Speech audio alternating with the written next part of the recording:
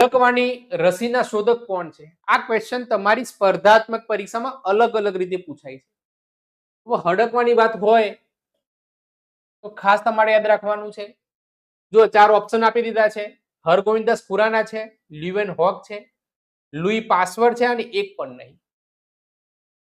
તો આનો જવાબ છે લુઈસ પાસવર. લુઈ પાસવર દ્વારા સંશોધન કરવામાં આવ્યું હતું હડકવાની રસીનું. ખાસ તમારે યાદ રાખવાનું છે. અને વારંવાર આવા જ ક્વેશ્ચન તમારી સ્પર્ધાત્મક પરીક્ષામાં ખાસ કરીને પૂછાય છે. બરાબર છે.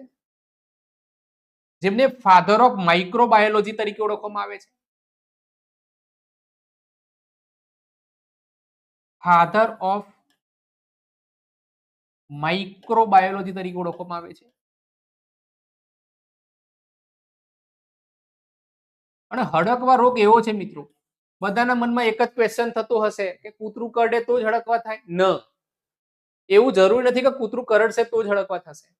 હડકવા માણસ માણસને કરડશે, પ્રાણી પ્રાણીને કરડશે તો પણ હડકવા થશે.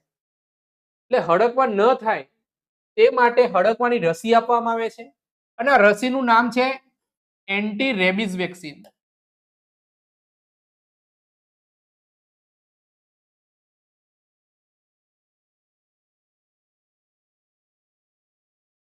એન્ટી રેબિઝ વેક્સિન આપવામાં આવે છે.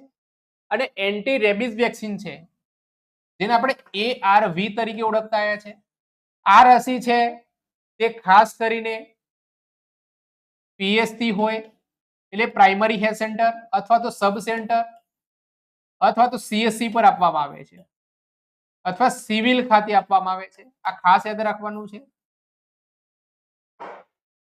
ARV છે તે પ્રથમ જ્યારે ખ્યાલ નતો ત્યારે આના 14 ડોઝ આપવામાં આવતા હતા. અત્યારે હાલ માત્ર 5 ડોઝ આપવામાં આવે છે.